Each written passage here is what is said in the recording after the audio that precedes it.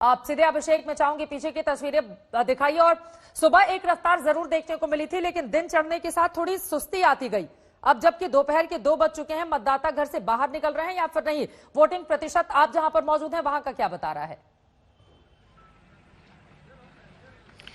बिल्कुल चित्रा, इस वक्त हम समस्तीपुर में हैं। सुबह से दरभंगा का हम लोगों ने हाल देखा और इस वक्त आप देखिए जैसे जैसे दिन चढ़ रहा है लोग अब और भी अपने घरों से निकल रहे हैं। समस्तीपुर आपको खुद मालूम है कि ये समाजवादियों का गढ़ रहा है, इलाका रहा है।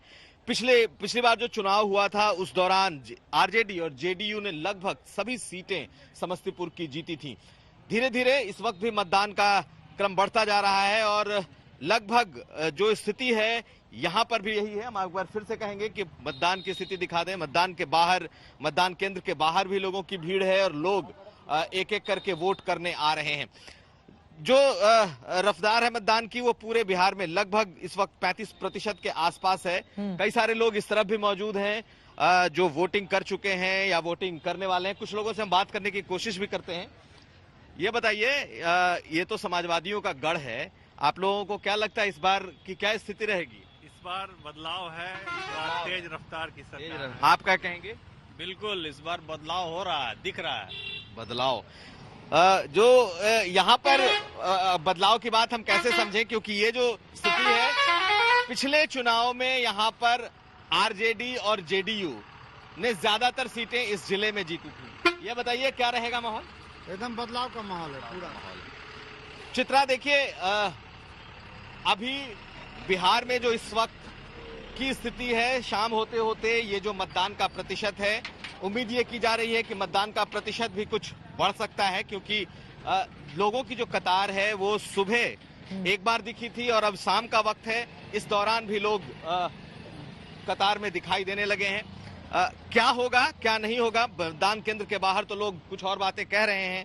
अब देखना यह है कि मतदान क्या करके किस तरह का मतदान निकलकर सामने आता है। समस्तीपुर ये महत्वपूर्ण सीट है। 2010-2015 में आरजेडी ने इस सीट पर जीत हासिल की थी, लेकिन बदलाव की वो लोग बात करते हुए सवाल बड़ा ये है, बदलाव क्या केंद्र में यानी कि पटना में हो जाएगा या फिर बदलाव चूंकि आरजेडी समस्तीपुर जीत रही है वहां पर होगा? बड़ा कंफ्यूजन इस चुनाव में देखने को मिल रहा है, लेकिन दिलचस्प है, लोग बाहर निकल रहे हैं, अपनी बातें भी कह रहे हैं और बदलाव की बात भी कर रहे हैं, क्योंकि मन में बिहार को आगे ले जाने की एक कहीं ना कहीं जद्दोजहद भी देखने को मिल रही है। किशनगंज का सीधे रुख कर लेते हैं और अब किशनगंज से भी हमारे संवाददाता आपको दिखाई दे रहे हैं, कुमार मेरी आवाज अगर आप तक पहुंच रही हो। किशनगंज महत्वपूर्ण सीट है, चूंकि कांग्रेस पार्टी इस सीट को जीतती चली आई है, लेकिन किशनगंज में ही हुए उपचुनाव में एक सीट एआईएमआईएम ने भी पिछले साल जीती थी। फिलहाल ये बताइए अभी तक का माहौल किशनगंज का क्या बयां कर रहा है, क्योंकि माना यही जा रहा है कि जो मुस्लिम बहुल इलाके हैं सबसे ज्यादा पोलिंग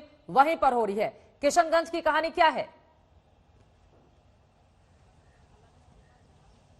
देखिए चित्रा, कहानी तो क्या पक रही है और क्या निकलेगी और क्या खिचड़ी पकेगी वो सब 10 को बंद हो गया है मतदान केंद्रों के अंदर ईवीएम मशीन में। लेकिन हम इस समय कोचाधामन ये विधानसभा क्षेत्र है किशनगंज लोकसभा क्षेत्र का, हम वहां के एक बूथ के बाहर खड़े हैं। आपको हम दिखाएंगे कि किस तरीके से पूरा उत्सव सा माहौल है। लोग बहुत सारे मतदान केंद्र के बाहर इस समय इकट्ठा हैं। बहुत तमाम चीजें हमने बात भी की, लोगों से पढ़ा है भी, लेकिन हर किसी की अपनी अपनी समस्याएं, अपनी अपनी बातें। लेकिन जहां तक आपने कहा कि यहाँ पर क्या अलग है, कांग्रेस का गढ़ रहा, लेकिन जो एंट्री मारी है यहाँ पर वो मारी है ओवैसी साहब ने। ओवैसी साहब का जो चुनाव चिन्ह है वो है पतंग।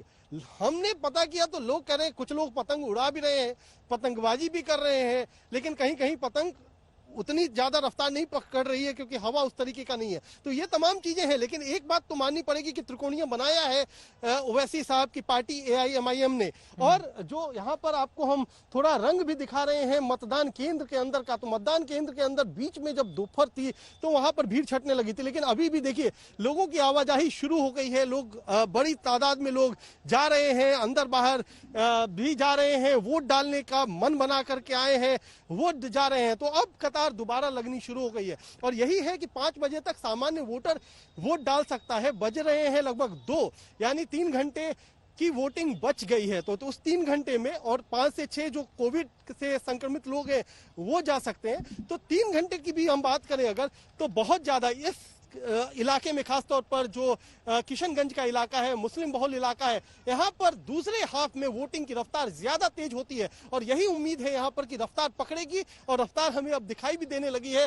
तो किसकी तरफ ये जो हवा का रुख है, क्या पतंग होगा या तीर को फिर सहायता करेगा या लालटेन इसमें जलता रहेगा, ये तमाम चीजें हैं। लेकिन इस बीच ये कांग्रेस का एक गढ़ है, जैसा आपने सही बताया कि पिछले लोकसभा चुनाव में 40 सीट थी, 40 सीट में 39 सीट गठबंधन हार गई थी, सिर्फ एक सीट जीती थी, वो थी किशनगंज की सीट कांग्रेस ने जीती थी। तो ये स्थिति है, तो इस स्थिति से भी नकारा नहीं जा सकता है। लेकिन देखिए, इंतजार कीजिए 10 तारीख को कि क्या गुल खिलाती है, किस तरफ हवा रहता है, तीर का, पतंग का, लालटेन महत्वपूर्ण का, हाथ का, बातें किस कुमार तरफ ये कुणाल आप सब कुछ बता जाता रहे है। हैं।